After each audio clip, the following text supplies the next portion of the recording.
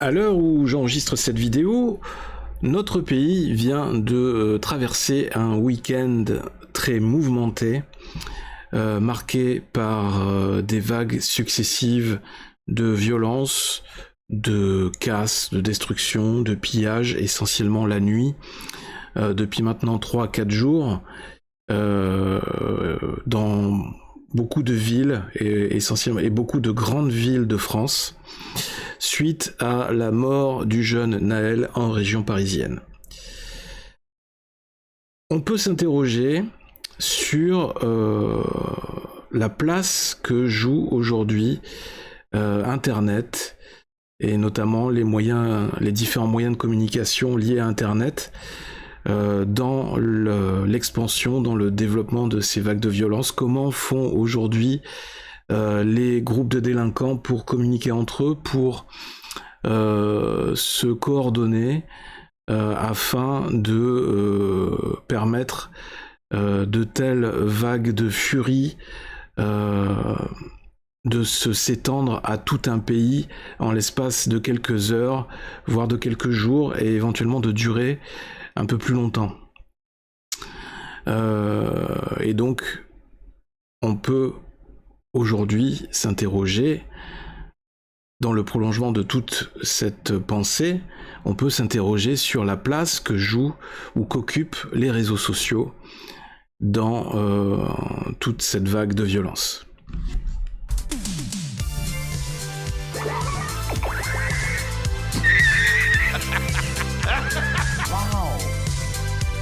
C'est toute l'histoire de ma vie. Plus besoin de coquillage. Parlera en présence de ton avocat. Toc toc. Vous savez que vous avez un problème de comportement. Ah! S'il peut saigner, on peut le tuer.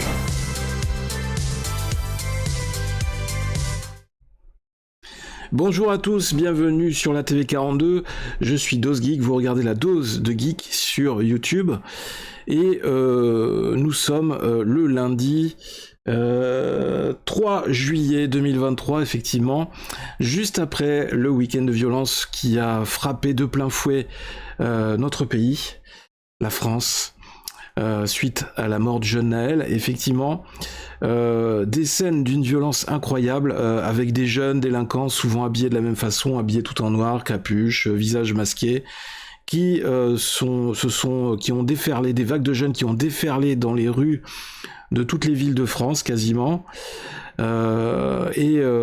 essentiellement souvent la nuit, pour casser, pour détruire. Ils se sont souvent attaqués en priorité à des établissements publics, des mairies, des gendarmeries, des commissariats, des médiathèques, des bibliothèques, des lieux culturels, des lieux publics. Tout ce qui représente le service public, tout ce qui représente l'État. Et puis ensuite, ils se sont attaqués aussi à des commerces, jusque des supermarchés, pour se livrer à des actes de pillage. Des scènes hallucinantes. Pour ma part, je crois pas avoir assisté depuis des années, voire de toute ma vie, à des vidéos, à des images que j'ai vues ce week-end avec des jeunes, par exemple la vidéo d'un jeune avec un fusil à pompe qui s'amusait à tirer sur les caméras de vidéosurveillance dans la rue. Un autre avec une mitrailleuse de guerre, qu'il a acheté je ne sais pas où, mais qui s'amusait à tirer dans la rue. Je crois que c'était dans une ville du nord de la France. Ensuite, des jeunes qui s'amusaient à tirer avec des feux d'artifice, avec des fusées sur les policiers. Des véhicules de la police qui se sont fait incendier juste sur le parking devant leur commissariat. Des policiers complètement dépassés, des policiers dans des commissariats qui se plaignaient que en fait toutes leurs munitions étaient épuisées, des bus brûlés, des pompiers qui étaient caillassés, qui étaient obligés de rebrousser chemin, qui ne pouvaient pas intervenir dans des endroits où il y avait des incendies. C'était et c'est toujours un peu le chaos généralisé. Alors maintenant, depuis dimanche, l'État essaye de reprendre un peu les choses en main et a remis un peu plus de présence policière dans les rues, notamment en envoyant les compagnies de CRS qui sont arrivés très facilement, finalement, qui ont été envoyés très facilement lorsque c'était la période des manifestations contre la réforme des retraites ou contre les gilets jaunes. Mais là, étonnamment, qui ont mis du temps à être mobilisés pour freiner cette vague de violence. Peut-être que l'État, pendant les premières heures ou les premiers jours de ce chaos, peut-être que le gouvernement notamment imaginait que cette vague de violence allait s'arrêter, allait s'essouffler un peu au bout de quelques heures et parier là-dessus. Et ils se sont sans doute rendus compte à partir de samedi que en fait ça ne s'arrêtait pas et que tous les soirs en fait les Parisiens et aussi les habitants des grandes villes de France, et puis maintenant ça s'étend à beaucoup de petites villes aussi, devaient subir maintenant systématiquement toutes les nuits des violences des jeunes, et que ça ne s'arrêtait pas, au contraire ça s'amplifiait. Des scènes incroyables, hein. Moi c'est hallucinant de voir ça aujourd'hui dans la société dans laquelle on vit. On est en 2023, avec tous les moyens qu'on a. On pense vivre une époque moderne où les gens sont censés être civilisés, où on parle toujours de paix, de bienveillance, d'essayer d'aider son prochain, de civilité, d'essayer d'être un bon citoyen, de respecter l'autre, voilà. D'essayer de promouvoir les valeurs du vivre ensemble et tout ça. Et là, il a suffi d'une étincelle à partir de cet acte que je ne vais pas commenter, hein, puisque j'ai mon avis bien tranché, mais je ne vais pas le dire puisque c'est pas le sujet de cette vidéo. Aujourd'hui, on va parler dans cette vidéo de la place des réseaux sociaux dans cette vague de violence, et comment les autorités s'en sont inquiétées et s'en inquiètent toujours et réfléchissent à un moyen de essayer peut-être de limiter un peu leur effet ou de limiter leur impact. Comment aujourd'hui, avec les outils d'aujourd'hui, essayer d'endiguer un peu la vague de violence ou la tendance à la violence qui est en train d'émerger dans notre société moderne. C'est très intéressant. C'est une question très importante, hein, puisqu'on voit qu'aujourd'hui on est dépassé de partout, hein, même les services publics, même les agents qui sont chargés de maintenir la sécurité, de maintenir l'ordre dans notre pays, les agents de l'État, en viennent aujourd'hui à être dépassés par l'ampleur de ce phénomène, par l'ampleur de cette violence, et aussi par le nombre, puisque finalement on se rend compte avec toutes les images qu'on a vues qu'il existe une colère qui est née depuis maintenant qui est née dans les cités essentiellement et dans les quartiers difficiles, les quartiers pauvres, les quartiers défavorisés depuis plusieurs décennies, qu'on n'a jamais réussi à régler fondamentalement le problème, et que aujourd'hui on est dans une situation explosive, et que le moindre petit truc, la moindre petite étincelle déclenche tout, et on se retrouve très vite débordé par quelque chose qu'on a du mal à comprendre et qu'on a du mal à contrôler, qu'on a du mal à appréhender. Pourtant, les outils modernes ne manquent pas, mais encore une fois, un outil peut être très efficace, peut être très utile quand on sait le contrôler, quand on sait le maîtriser. Du coup, c'est aussi la question de à quoi ça sert de développer des outils modernes, des outils toujours plus puissants, capables de nous aider dans notre vie quotidienne, si on est incapable de les maîtriser. C'est un peu comme le monstre créé par le créateur, ou l'élève qui à un moment donné dépasse le maître. C'est tôt ou tard, la créature créée par le créateur va finir par se retourner par son créateur et par le phagocyter ou le tuer quelque part. Ces scènes, ça m'a fait penser à des films comme Assaut sur le Central 13. Hein. Tiens, je vais vous montrer par exemple des images. On avait Assaut sur le Central 13 de John Carpenter. Voilà. Je sais pas si vous l'avez déjà vu ce film. Alors ça c'est le remake qui date de 2005, mais à l'origine c'est un film qui date des années 80 de John Carpenter. Une nuit de réveillon, l'un des membres les plus dangereux de la mafia, Marion Bishop, est temporairement incarcéré dans un bâtiment gardé par une équipe de police placée sous le commandement du sergent Jake Renick. Alors que le monde entier fait la fête, flics et malfrats vont devoir s'unir pour avoir une chance de survivre à l'assaut mortel venu du dehors. En fait, le commissariat va faire l'objet d'une attaque menée par des centaines et des centaines de malfrats, de voyous, qui ont décidé de prendre d'assaut le commissariat. Et en fait, les policiers sont largement dépassés en nombre et vont essayer de défendre coûte que coûte leur commissariat, qui va être attaqué de toutes parts. Et c'est un film qui est assez angoissant, qui fout la trouille, parce qu'en fait, déjà à l'époque, on abordait cette question-là, qu'est-ce qui se passerait si, effectivement, les forces de l'ordre étaient complètement dépassées par une violence, une vague de violence totalement, enfin, un tsunami de violence. Face aux moyens démesurés des attaquants, un seul objectif, tenir jusqu'à l'aube, en espérant, effectivement, avoir des secours. Avec Ethan Hawke et Laurence Fishburne. Et aussi, ça m'a fait penser à un autre film qui s'appelle La Purge, ou American Nightmare, sorti en 2013 par James de Monaco. Dans une Amérique rongée par une criminalité débridée et des prisons surpeuplées, le gouvernement a donné son accord pour qu'une fois par an, pendant 12 heures, toute activité criminelle, meurtre inclus, soit légalisée. La police ne peut intervenir, de toute façon elle pourrait pas, hein, elle n'est pas assez nombreuse, elle n'est pas assez efficace. Les hôpitaux suspendent leurs services, en fait il n'y a plus aucun service public, tout est fermé, les gens sont barricadés chez eux, et c'est la porte ouverte à tous les excès, toutes les violences possibles.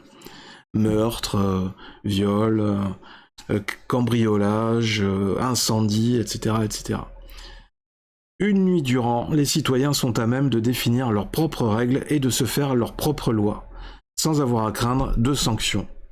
Au cours d'une telle nuit hantée par la violence et le crime, une famille va devoir faire un choix, bourreau ou victime, face à un inconnu venu frapper à sa porte.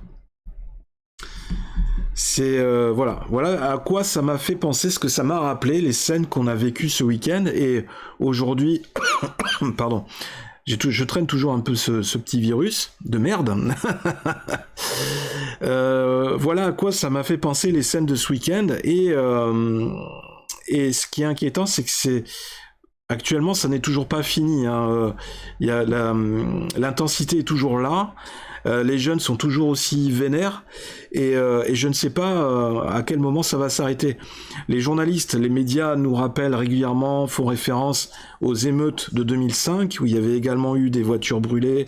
Ça avait duré à peu près 3 semaines. Encore une fois, c'était suite à la mort d'un jeune, un jeune des quartiers. Pardon. Excusez-moi, à chaque fois je tousse dans le micro, ça va pas. Et c'est d'ailleurs aujourd'hui lundi, pour tout vous dire, il y avait également un moment de mobilisation qui était proposé partout en France, où les gens devaient se présenter, devaient se rassembler devant les mairies, devant toutes les mairies de France, pour manifester leur solidarité envers les maires, les élus et aussi les forces de l'ordre qui sont malmenés. Il y a eu beaucoup de maires qui ont été agressés pendant tout le week-end par les jeunes, souvent des jeunes délinquants, hein, il faut le reconnaître, toujours dans le cadre de ces vagues de violence. Des maires qui ont été agressés jusque chez eux, leurs familles aussi, voitures détériorées, incendie de maisons, de domiciles, etc., etc. Donc jusqu'où est-ce que ça va aller ? Quel est l'intérêt ?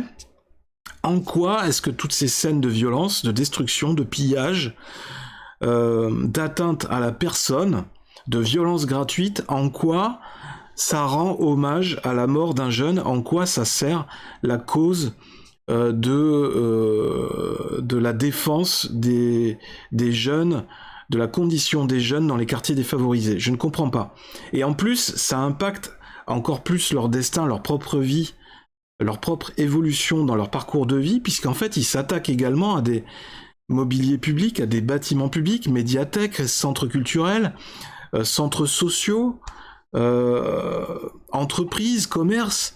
Donc, et en fait, c'est comme se tirer une balle dans le pied. Donc, je ne comprends pas l'intérêt de faire ça.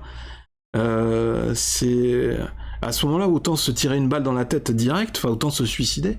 Parce qu'en fait, c'est se priver de tous les moyens à disposition, tous les moyens possibles qu'on avait pour espérer peut-être trouver un emploi, faire une formation, se cultiver, continuer son parcours d'éducation pour essayer de s'extirper de sa condition de défavorisé, de jeunes défavorisés ou de jeunes des quartiers difficiles, pour essayer d'atteindre un certain niveau social. Or là, ce n'est pas du tout le cas, c'est-à-dire que on fait tout pour tout détruire.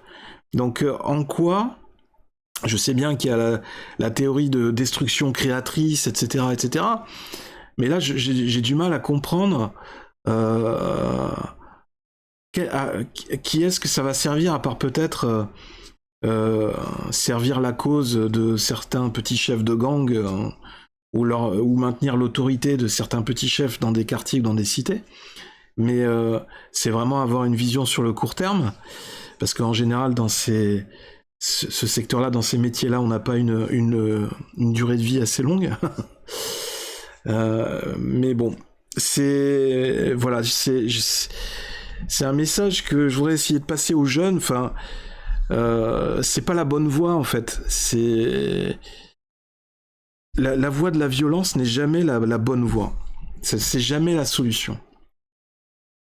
Et ça n'est pas du tout rendre hommage à la mort d'un jeune, encore une fois, même si c'est un jeune qui est issu des quartiers, qui est issu des mêmes quartiers que tous ces jeunes, qui certes a dû souffrir dans son enfance ou autre, qui n'a pas été élevé ou qui n'a pas eu les mêmes chances que tous les autres en France, mais c'est pas une raison.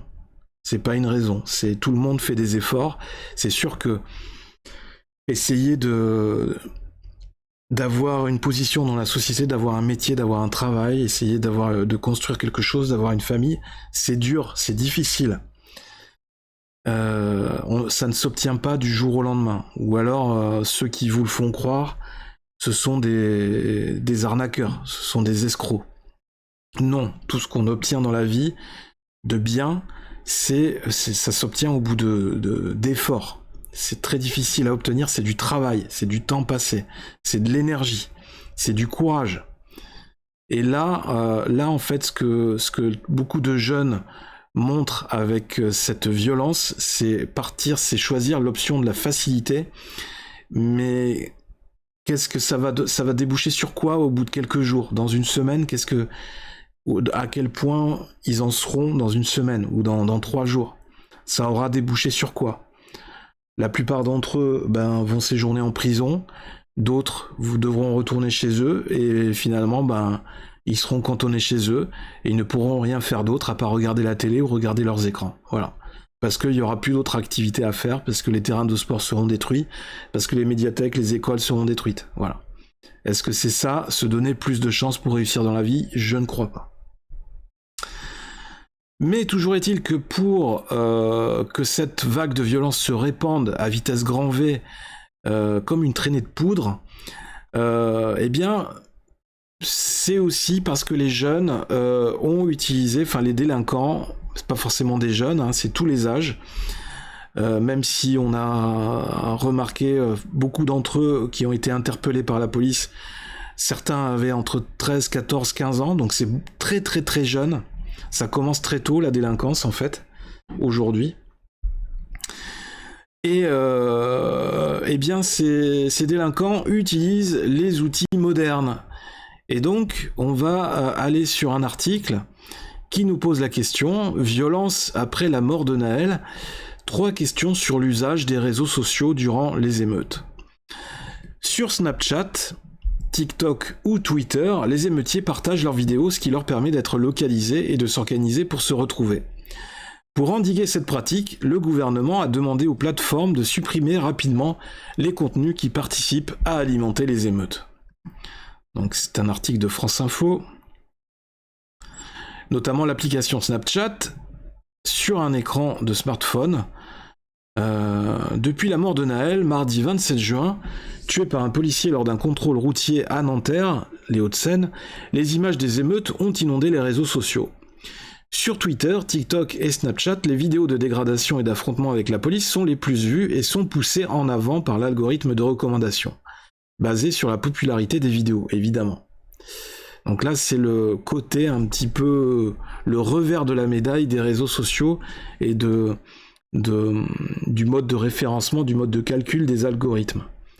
Mais les réseaux sociaux ne servent pas qu'à partager les images des violences. Depuis 4 jours, les plateformes sont aussi le lieu où s'organisent les émeutiers, comme l'ont dénoncé le gouvernement et le président de la République vendredi 30 juin. France Info revient en 3 questions sur l'usage des réseaux sociaux et leur rôle dans ces émeutes.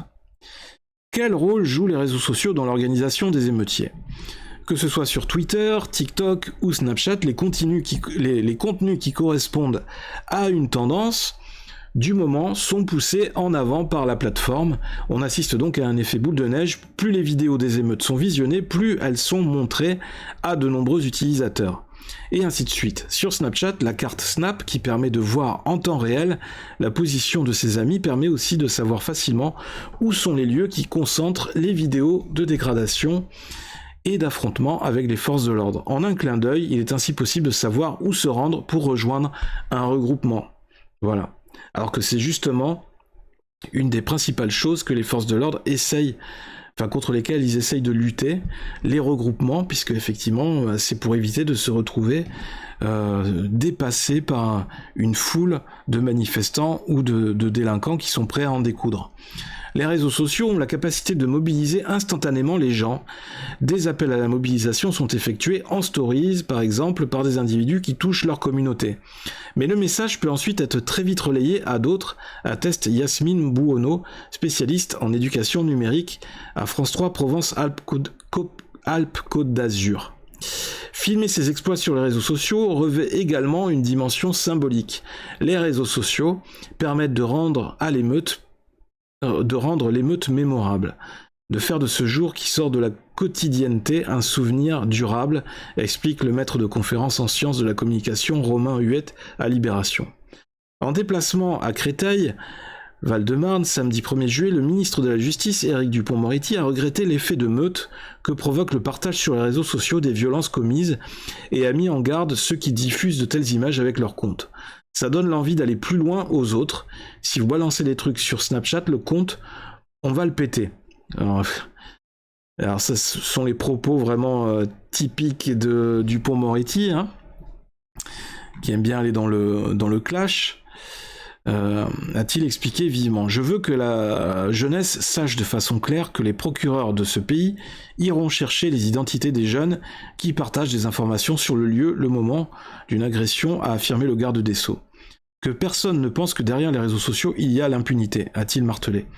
Oui, je suis d'accord sur le principe, mais encore faut-il avoir les moyens de contrôler et d'interpeller, ce qui n'est pas souvent le cas.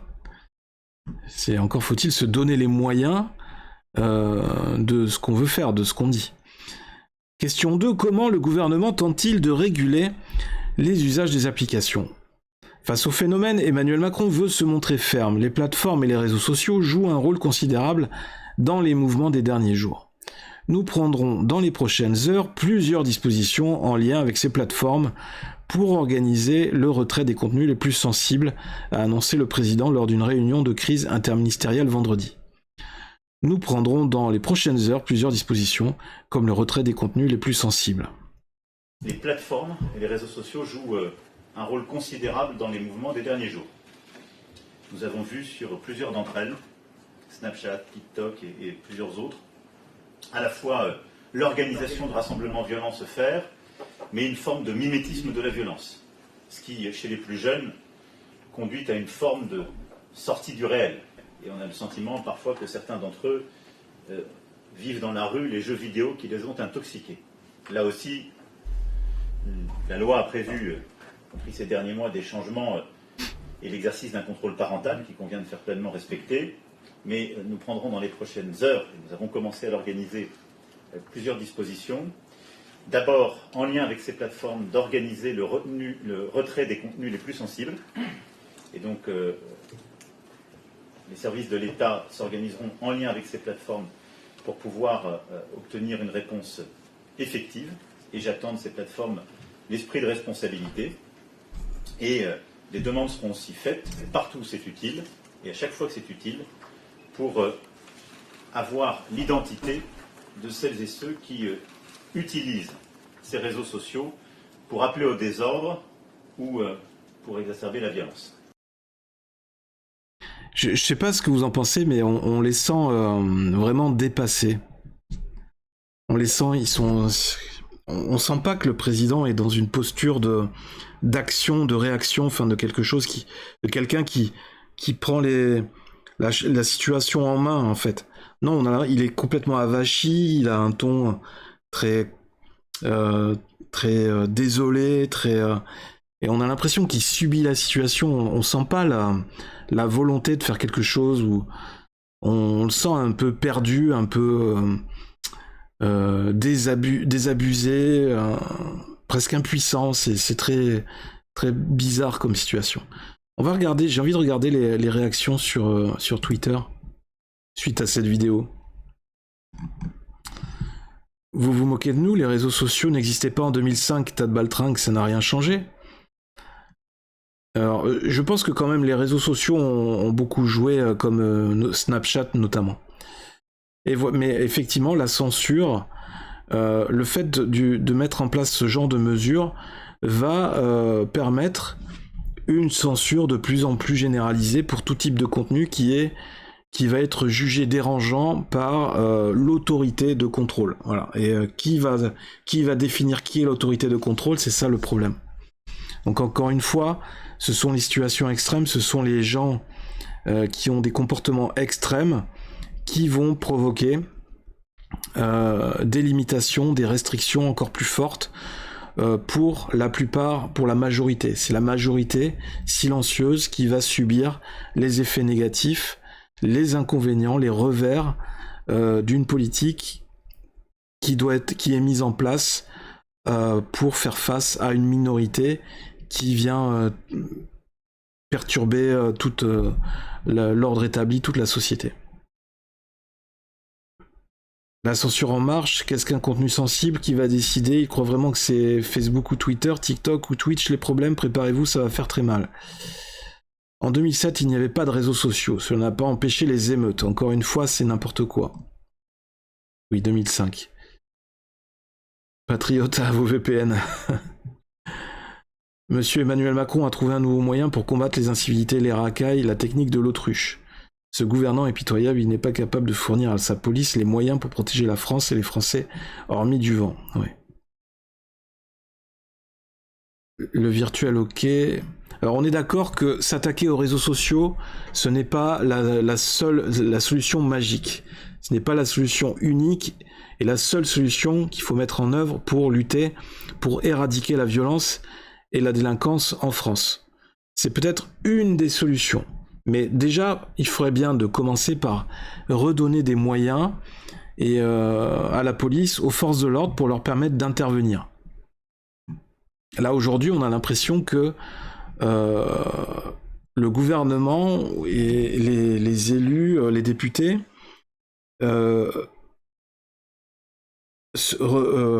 essayent de se dégager de toute responsabilité et remettre la faute sur les policiers, sur les forces de l'ordre, en les accusant de violences abusives. C'est souvent ce qui est mis en avant d'ailleurs par l'extrême gauche, et qui attise encore plus la haine des jeunes contre la police, et donc les volontés de révolte ou de provoquer des émeutes, de provoquer des conflits. Ah, c'est donc ça un prétexte pour taper sur le méchant Monsieur Musk, patron de Twitter, je rappelle. Alors, les gens qui ont traduit. Emmanuel Macron is a joke.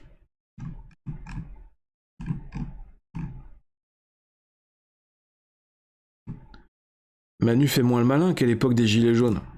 Et s'ils cherchent un responsable, dites-leur chaque jour, vous l'avez devant vous. Le seul responsable de cette affaire, c'est moi. S'ils veulent un responsable, il est devant vous, qu'ils viennent le chercher. C'est vrai qu'il était beaucoup plus virulent à l'époque des Gilets jaunes. Là, dans le discours face aux jeunes délinquants, il est plus du tout aussi ferme. C'est fou comme il n'assume rien. Ça va être la faute des réseaux ou des propriétaires ou de l'argent liquide, du changement climatique, du manque de caméras, des téléphones portables, pas assez sur écoute, bref, que de loin en prévision, ça va bien tomber tout ça. Le totalitarisme en marche, encore une fois, uniquement de la propagande de votre part, sans le moindre esprit critique. Votre chute est imminente. Dit Père Moïse le prédicateur. C'est intéressant tout ça, c'est intéressant d'avoir différents points de vue, comment c'est interprété en fait. Le chef de l'État donc a dit attendre un esprit de responsabilité des grandes plateformes des réseaux sociaux. De son côté, Meta, donc Facebook, explique avoir des politiques claires interdisant tout contenu qui incite à la haine et la violence sur Facebook et Instagram. Nous sommes en contact permanent avec les autorités françaises et nous avons mis en place une cellule de veille dès le milieu de la semaine pour agir le plus vite possible. Alors je confirme effectivement que Facebook, ils ont la main assez lourde, ils ont tendance à censurer assez vite dès qu'il y a quelque chose qui est un petit peu sensible. Lorsque nous trouvons ce type de contenu, soit par détection proactive, soit lorsqu'il nous est signalé, nous le supprimons et prenons les mesures appropriées, assure un porte-parole de Snapchat à l'AFP. Oui, le réseau social de Snapchat s'est également défendu d'être laxiste vis-à-vis du contenu violent sur sa plateforme. Enfin, concernant la carte Snap, la plateforme assure examiner de manière proactive le contenu lié aux émeutes afin de supprimer ce qui enfreint ces directives.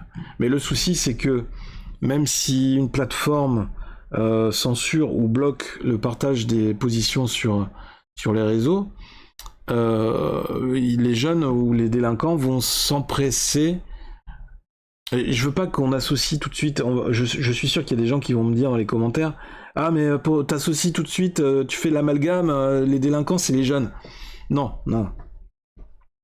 Je vais dire les délinquants parce que voilà, ou les criminels, je sais pas.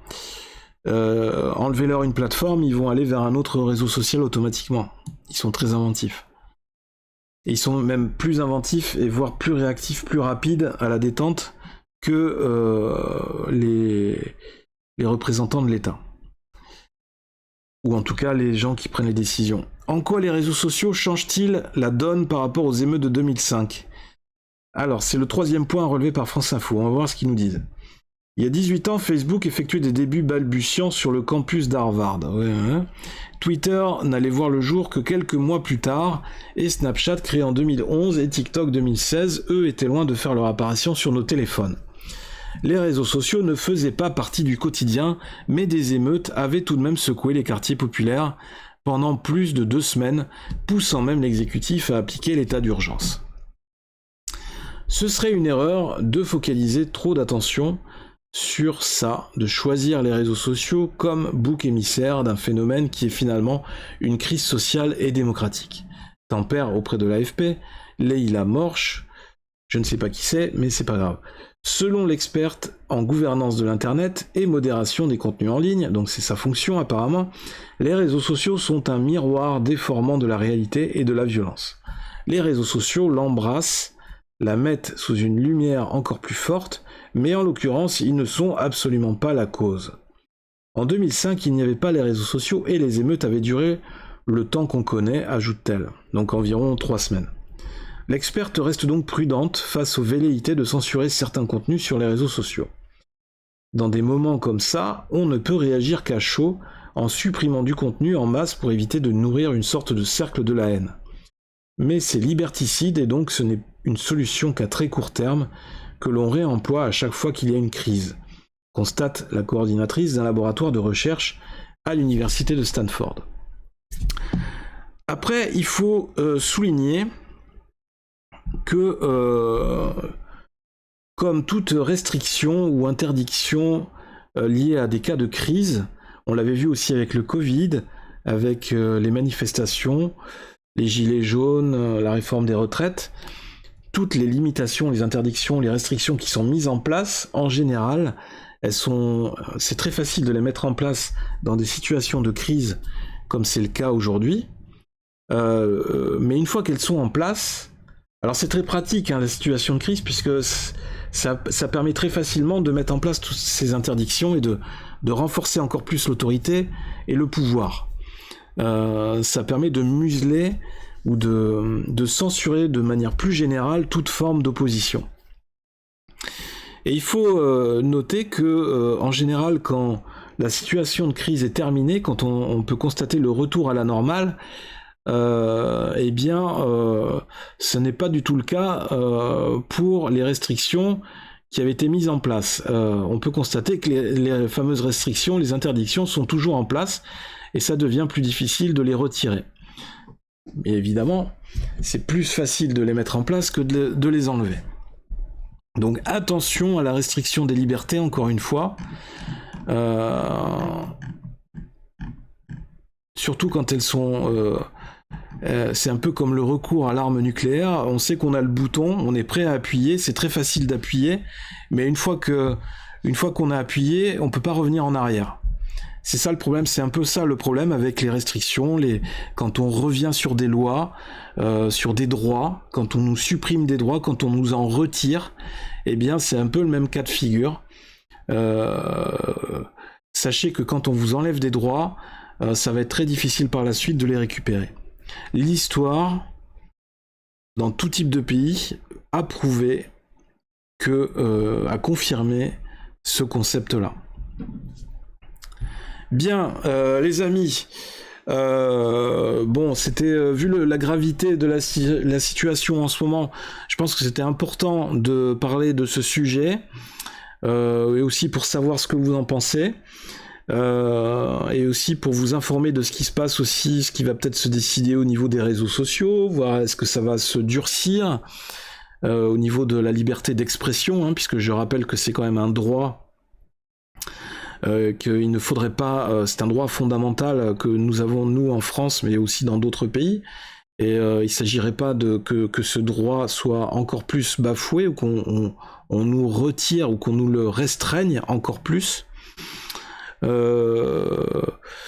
Mais il faut noter quand même que, on peut constater que certains réseaux sociaux sont aussi utilisés, sont un moyen, peuvent être un vecteur de développement d'une situation critique, et notamment de vagues de violence, puisqu'on ne peut pas nier le fait que tous ces jeunes ou tous ces délinquants, encore une fois je parle des deux en même temps, on peut pas nier que tous ces délinquants filment leurs actes de violence, quand ils vont casser, quand ils tirent sur les caméras, quand ils brûlent des voitures. Évidemment, ils sont très malins, ils sont toujours masqués. Il y a eu aussi une vidéo où on les voyait en train de tronçonner un poteau avec une caméra de vidéosurveillance en haut du poteau. Manque de bol, évidemment, comme il s'agissait des pieds nickelés, et que le niveau de QI général était très bas, ils n'ont pas fait gaffe, et en fait le poteau, quand il est tombé, il a assommé 3 des jeunes qui participaient au tronçonnage du poteau. Faut vraiment être complètement éteint du cerveau pour réaliser ce genre de prouesse. Donc voilà, il y a eu ce genre de scène. Qu'est-ce qu'il y a eu d'autre ? Bon, je vais pas en rajouter, mais voilà, toujours est-il que ils utilisent les réseaux sociaux, on peut pas le nier. Il y a des vidéos qui circulent, ça partage, ça communique, voilà. Donc, encore une fois, il faut savoir utiliser ces outils de manière adéquate, bien les contrôler, savoir bien identifier les individus, savoir les géolocaliser, et puis faire le travail. Chose que souvent certaines personnes ne veulent pas faire.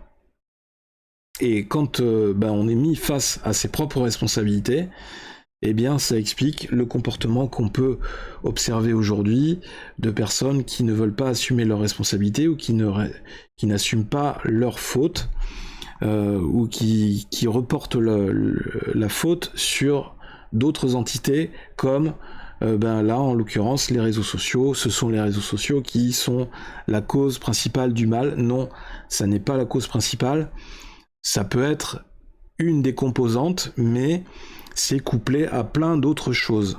Et en l'occurrence, cette crise, cette vague de violence, elle est beaucoup plus fondamentalement liée ou causée par une crise sociétale, par un laisser-aller général qui a été instauré, qui a été encouragé, favorisé depuis des décennies maintenant en France par les différentes majorités politiques qui étaient à la tête de ce pays. Et aujourd'hui, on paye le prix de toutes ces années de laxisme, de toutes ces années où en fait rien n'a été décidé politiquement, rien de constructif n'a été mis en place pour essayer de réduire les inégalités sociales, de réduire la fracture sociale. On parle de fracture numérique aujourd'hui, eh bien la fracture numérique, elle est aussi aggravée, elle est aussi provoquée, accentuée, c'est le prolongement de cette fracture sociale qui existe déjà depuis des décennies en France. Et il y a aussi plein d'autres questions qui sont liées, puis plein d'autres détails qui sont liés à cette crise sociale, les problèmes d'éducation, les problèmes d'immigration et autres.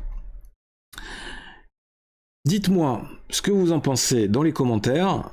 Est-ce que vous pensez que la politique de liberté d'expression, est-ce que ça va, ou la censure, est-ce que ça va se durcir sur les réseaux sociaux dans les semaines qui viennent, dans les mois qui viennent, ou au contraire, est-ce que vous pensez que les réseaux sociaux vont répliquer, vont se défendre, parce que c'est aussi leur gagne-pain? Est-ce que vous pensez que les réseaux sociaux effectivement jouent un rôle dans ces émeutes, dans la propagation de ces émeutes, ou au contraire pas du tout? Est-ce que vous pensez que c'est beaucoup plus spontané? Est-ce que tous ces mouvements de révolte, de casse, de pillage sont beaucoup moins coordonnés que ce que l'on pense? Est-ce que là où vous vivez, est-ce que votre quartier, votre ville a été impacté par ces émeutes? Est-ce que vous-même vous avez été impacté? Est-ce que vous avez subi une destruction ou une agression ou une attaque? Dites-moi tout ça dans les commentaires de cette vidéo.